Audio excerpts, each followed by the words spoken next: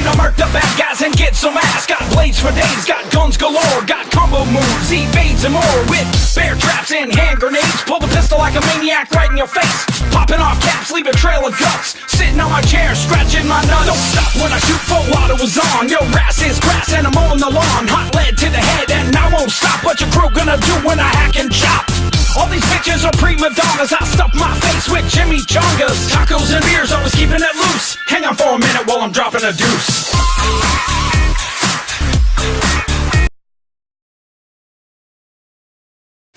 Deadpool 2. Yeah, I waited way too long to review this. Like, way too long. It's not even because, like, you know, it's not because, like, I had important shit going on. I mean, yeah. So yeah, here's the review. So yeah, Deadpool 2 is the sequel to the very successful Deadpool from 2016. Basically, 20th Century Fox said there's no way a rated R superhero movie is ever going to be successful. They were fucking wrong. So yeah, Deadpool made tons of money, of course, it has to be a sequel. And I think this one's better than the first one, actually. So yeah, let's get into this. Let's go over the first. I'm not going to explain the plot because either you've seen it or you don't give a shit. So let's go ahead and get into the thing I like about the movie. One thing is something I don't have to mention, but I'm going to mention it anyway. Ryan Reynolds is the perfect Deadpool. It's weird because I can't imagine anyone else playing him. I mean, like every time I read a Deadpool comic, I always picture his voice, you know, with like the word box of the comics. It's so weird. And honestly, I just face it. Without Ryan Reynolds, these movies wouldn't even happen, because Ryan Reynolds fought for many years to get this movie off the ground. Well, the first one at least. And they finally listened, and now we have a franchise on our hands. So yeah, one of the main things I love about this movie is the fact that it's so unpredictable, which I love about this movie, how unpredictable it is. Basically, the scene, like, I think the movie was like almost over, and I was like, oh shit, is that the climax? I'm so used to superhero movies where like they have a huge climax. So throughout the entire movie, I was just like, oh yeah, they're just padding stuff out to get to the big battle. There wasn't a big battle. It was just kind of a fight, which honestly is not a problem for me. I'm kind of sick of superhero movies having the same exact climax. You have tons of CGI. They try to put so much suspense for characters that don't have that much character to them, and it's annoying shit for me. But at least this movie did something different. That's one of my favorite things about Spider-Man Homecoming, is the fact that it chose not to have a big climax. It was Spider-Man being Spider-Man. This is Deadpool being Deadpool. So yeah, that's the good thing about it. One of the things I love this movie is the fact, another thing I love about it is that it brings back a form of action that I miss from movies. Hardcore action. I love hardcore action. Blood, gore, just fucking amazingness. This movie takes it up to 11 with it, and I love it. I love that scene. Like, honestly, like, it's really cool, because there's one scene where freaking Deadpool puts his hand through a pistol, turning it back, shooting at the guy with it. That 10 out of 10. 10 out of 10. Automatic. Honestly, like, who knew that, like, even Domino, she had an amazing action scene, where it was, her in the asylum, I can call it, in the X-Men Asylum. Who knew that Deadpool and Domino would have the two greatest action scenes in the entire movie? It was blood and gory, and I loved it. Okay, by watching the trailer, I had two main worries. One was why is Terry Crews gonna be in the movie? Nothing against Terry Crews. I think he's a terrible actor. He's not like Jean-Claude Van Damme, He's a so bad it's good terrible actor. He is terrible, but it's entertaining. He's not. I don't think Terry Crews is at all. He's not like that. He's just bad. That's why you see him in a lot of Adam Sandler movies, because that's how terrible his acting is. But I'm not going to spoil it. But this movie took my worries away real fucking quick.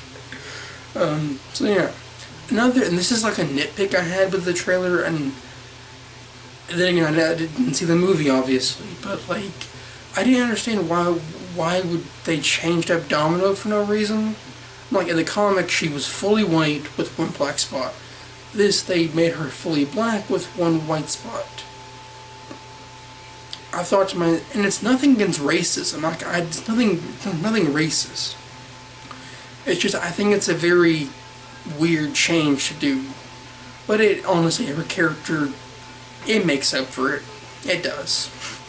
Her character is amazing, and honestly, it made, even when I was a kid reading the comics, I would always be like, her power is luck. She's lucky. That's not a power. That's not a power. That's a dumb power. The movie totally says, yeah, it is a cool power, because like think about it. Imagine you, like, you know, everything goes your way. It's a domino effect.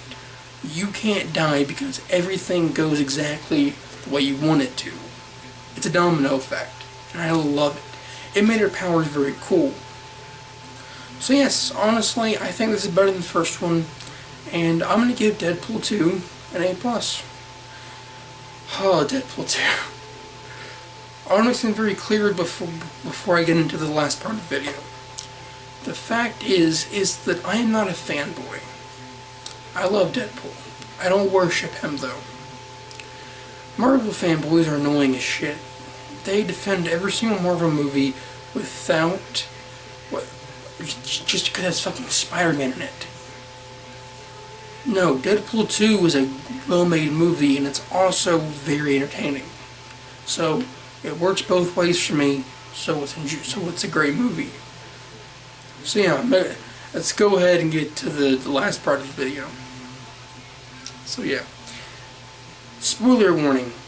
There is something in the movie that it's actually the end credits scene that pissed me off so bad that I was considering downgrading the rating for it.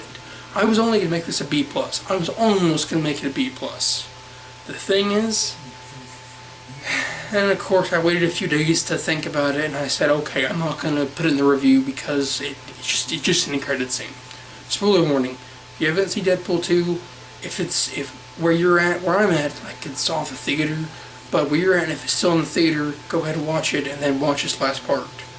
But if you don't have it in your theater, or if you don't give a shit, just watch it.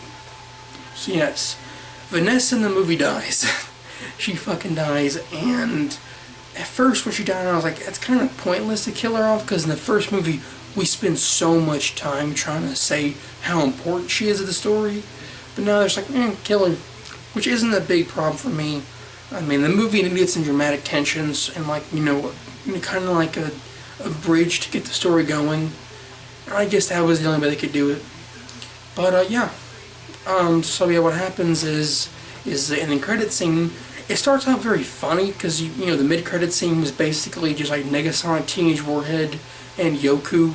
Like, you know, they were fixing the Cable's time machine watch, and like, Deadpool just steals it, and you get a close up from Negasonic, Teenage Warhead. She's like, what have we done? I love that scene. That scene's fucking gold. The thing is, and later in the very end credit scene, I don't know about that. I don't know about that. He goes back in, it's like a montage of him going back in time. He goes back in time, and he saves Vanessa before she dies. Kills the guys, makes sure that bullets don't hit her. Fucking cop out. I was pissed off seeing that. I was like, this is a humongous cop out. Humongous cop out. Thought to myself, Why? Why would you? No. If you don't pay attention to the fact that if Vanessa didn't die, then Deadpool 2 wouldn't have happened.